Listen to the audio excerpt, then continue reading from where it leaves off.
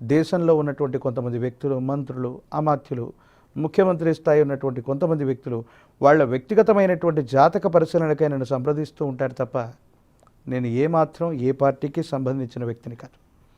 కానీ తెలంగాణ రాష్ట్రంలో ఒక విచిత్రవంతమైనటువంటి పరిస్థితిని మనం చూస్తున్నాం. హైడ్రా లాంటి సంఘటన తెలంగాణ అభివృద్ధి కోసమో, అక్రమ కట్టడాలని తొలగించడం కోసమో, అక్రమ లేఅవుట్లు లేదా అక్రమంగా నిర్మించినటువంటి సౌధాలని నియంత్రణ చేసేటువంటి ప్రక్రియలో భాగంగా శ్రీ రేవంత్ రెడ్డి గారు తీసుకున్నటువంటి ఈ నిర్ణయం సరైనదేనా? సామాన్యమైనటువంటి ప్రజానికానికి ఏదైనా ఇబ్బంది కలిగిస్తోందా? ఒకవేళ దీనివల్ల వారి యొక్క రాజకీయ భవిష్యత్తుకి ఏదైనా ముప్పు ఏర్పాటు చేయబోతుందా? ముప్పు కలగనుందా?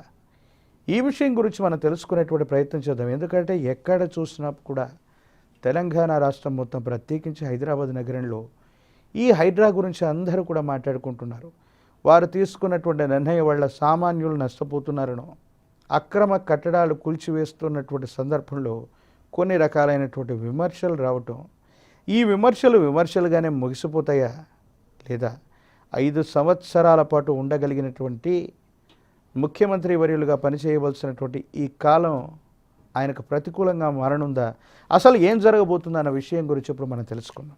ప్రతిసారి నేను చెబుతూ ఉంటాను, రాహు సంఖ్య అయినటువంటి 4, కేతు సంఖ్య అయినటువంటి 7 కొన్ని ప్రత్యేకమైనటువంటి ఫలితాలు నిర్దేశిస్తాయి. ఆ అంకె వస్తే గనక ఇది ప్రతికూలమని మనం నిర్ణయించుకోవాలి. వేరే అంకె ఏదైనా వస్తే దానికి సంబంధించినటువంటి విషయాన్ని కూడా నేను చెప్తాను. శ్రీ యనమల రేవంత్ రెడ్డి గారు హైడ్రా కారణంగా రాజకీయపరమైనటువంటి రంగంలో ఏదైనా ఇబ్బందిని కానీ ముప్పును కానీ ఎదుర్కోబోతున్నారా? శివాయ బ్రహ్మణే నమ, వీరబ్రహ్మేంద్ర స్వామినే నమో నమ, జై వీరబ్రహ్మ జయ గోవిందమాంబ జై.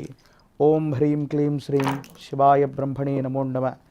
ఏ అంకె రాకూడదని చెప్పానో అదే అంకెను మనం చూస్తున్నాం. 4 అనేటువంటి అంకెను మనం చూస్తూ ఉన్నాం. జగద్గురు వీరబ్రహ్మేంద్ర స్వాముల వారి యొక్క ఉపాసకుడిగా, స్వామివారి యొక్క ఉపాసన ఫలితంగా చెప్తున్నాను. శ్రీ రేవంత్ రెడ్డి గారి యొక్క జాతకంలో అఖండమైనటువంటి రాజయోగం ఉందని చెప్పాను. వారు ముఖ్యమంత్రి వర్యులుగా ఉన్నారు. ఇప్పుడు వచ్చినటువంటి 4 రాహు సంబంధమైనటువంటి అంకె. తాను తీసుకున్న ఈ నిర్ణయం ప్రజలకు మంచినో చెడునో కలిగిస్తుంది. అది ఏదైనా కానీ వారి యొక్క భవిష్యత్తుకు సంబంధించిన రాజకీయంలో ఒక చిన్న ఇబ్బందిని, ప్రతిబంధకాన్ని ఖచ్చితంగా కలిగించేటువంటి అవకాశం ఉంది. దీని నుండి వారు బయటపడవలసింది.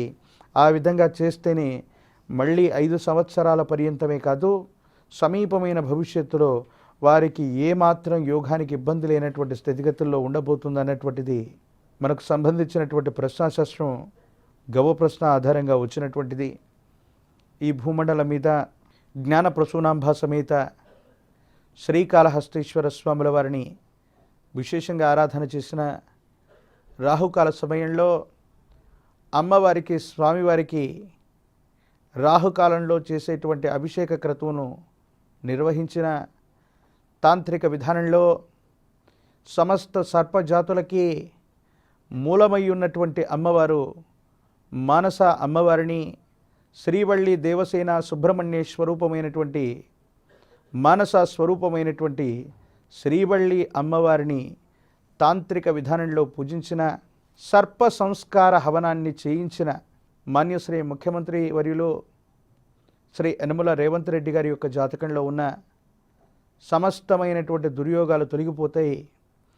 రాహు సంబంధమైనటువంటి స్థితి ఒకటి, పూర్వీకులకు సంబంధించిన ఒక పితృకర్మ జరగకపోవడం, ఈ కుటుంబానికి సంబంధించిన ఒక వ్యక్తి చనిపోవటము, వారికి సంబంధించినటువంటి సగోత్రికులైనటువంటి వీరి పూర్వీకులు అంతిమ సంస్కారాలు సరిగ్గా చేయలేకపోవటము, అటువంటి పితృ సంబంధమైనటువంటి శాంతి కూడా ఒకటి మిగిలి ఉంది. ఆ పితృ సంబంధమైనటువంటి శాంతిని కూడా ప్రశస్తవంతమైనటువంటి అమావాస్య లాంటి పర్వదినాల రోజు ఎన్నో కార్యక్రమాలని మనం కాశీ, గయా, ప్రయాగ లాంటి క్షేత్రాల్లో మనం చేస్తూ ఉంటాం. కానీ అంతకంటే మహిమాన్వితమైన, వాటితో సమన్వితమైన శక్తి కలిగినటువంటి దక్షిణ కాశీ, గయా, ప్రయాగ లాంటి క్షేత్రాలతో సమన్వితమైనటువంటి క్షేత్రం శ్రీ పుష్పగిరి ఆదిశంకరాచార్యులు నడయాడినటువంటి మహోన్నతమైనటువంటి ధరిత్రి శ్రీ పుష్పగిరి క్షేత్రంలోని మహారుద్రపాదంలో విశేషవంతమైనటువంటి రుద్రపాద అభిషేక క్రతువును నిర్వహించిన మాన్యశ్రీ ముఖ్యమంత్రి వర్యులు శ్రీ రేవంత్ రెడ్డి గారి యొక్క జాతకంలో ఏర్పడుతున్న ప్రతిబంధకాలు, ఈ హైడ్రా కారణంగా రాబోతున్నటువంటి స్థితిగతులు ఇవన్నీ కూడా తొలగిపోయేటువంటి అవకాశం ఉంది. మరిన్ని విషయాల్ని వచ్చే కార్యక్రమంలో మళ్ళీ తెలుసుకుందాం. అంతవరకు స్వస్తి. నేను మీ కృష్ణమాచార్య, శ్రీ బ్రహ్మపదం. జై వీరబ్రహ్మ, జై గోవిందమాంబజీ.